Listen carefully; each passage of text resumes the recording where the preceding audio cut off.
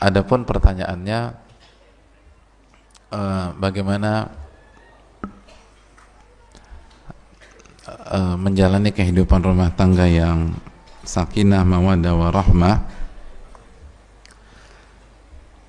Ini saya agak curiga, ini modus biar kajiannya sampai zuhur, karena jawabannya panjang banget gitu loh.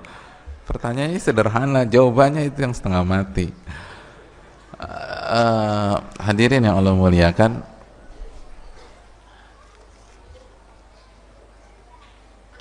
pertama jujur sama Allah Subhanahu wa ta'ala, itu penting.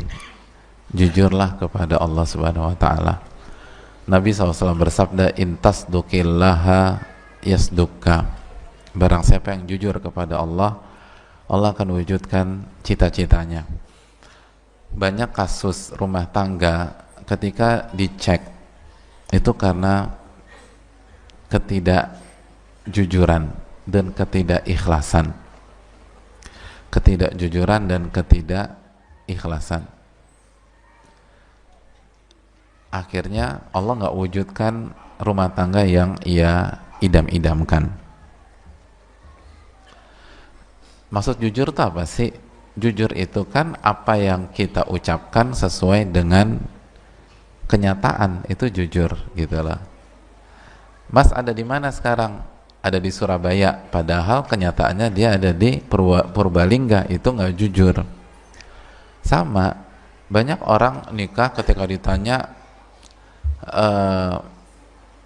kenapa menikah? Untuk ibadah. Terus ada yang bilang mau masuk surga, terus agar bisa menyempurnakan setengah agama.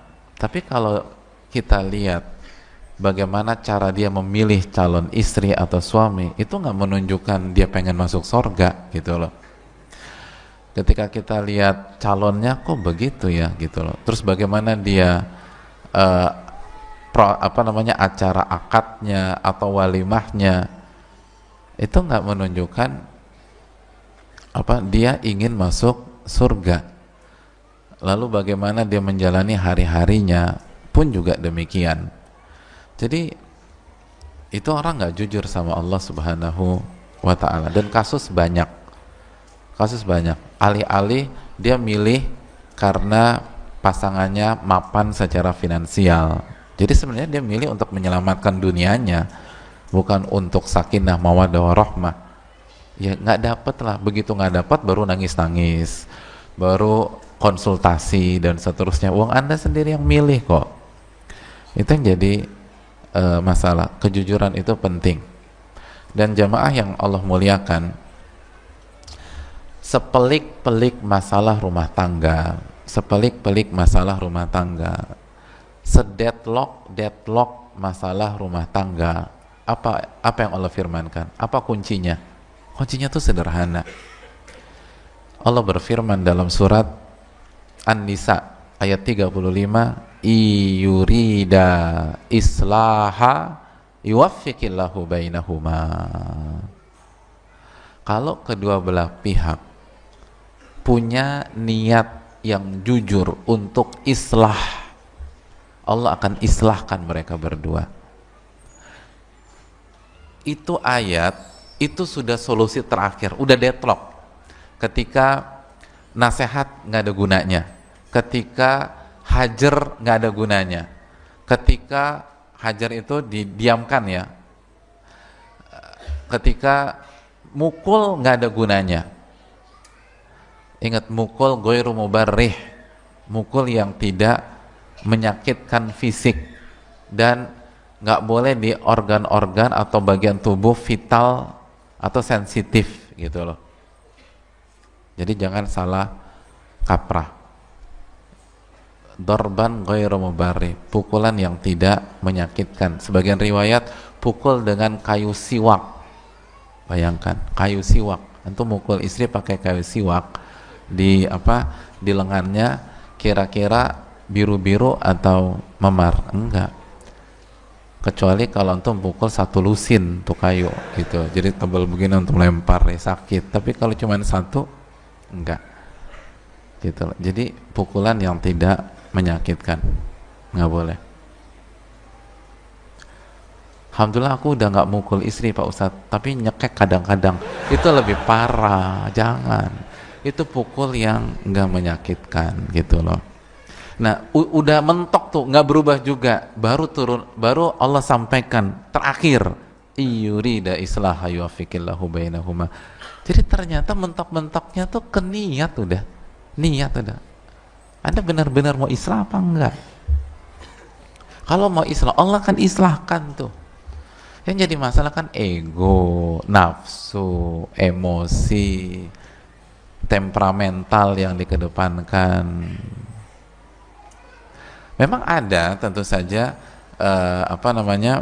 yang sudah jujur akhirnya Allah pisahkan. Kita tahu perceraian pun ada pada zaman sahabat Nabi SAW, tapi jumlahnya kan nggak banyak dan mayoritas kasus karena nggak jujur. Jadi jujur kepada Allah. Terus yang kedua, belajar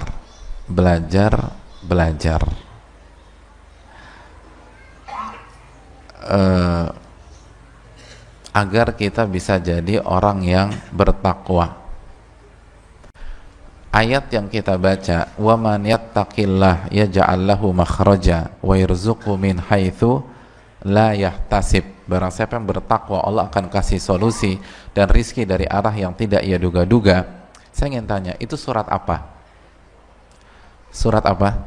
Surat At-Talaq. Dan dalam ilmu al-munasabah, jadi salah satu bab ilmu dalam ilmu tafsir itu dinamakan bab munasabat.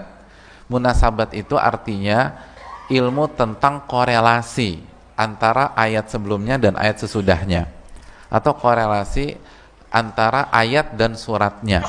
Para ulama mengatakan, apa sih korelasinya? Kenapa ayat ini dimasukkan ke surat At-Talaq? Kenapa nggak di surat Al-Baqarah, Ali Imran, An-Nisa dan seterusnya? Kenapa dalam surat At-Talaq? Karena ada pesan dari Allah Subhanahu wa taala, kalau Anda bertakwa, maka masalah rumah tangga Anda akan Allah urai sehingga anti klimaks dari masalah rumah tangga yang bernama talak itu tidak akan terjadi. Karena talak adalah anti klimaks dari semua masalah.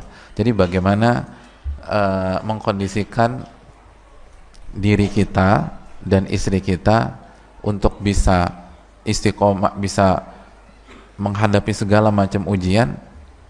Jawabannya takwa. Gimana mau bertakwa kalau kita enggak belajar? Jadi harus ada waktu belajar lalu diamalkan. Wallahu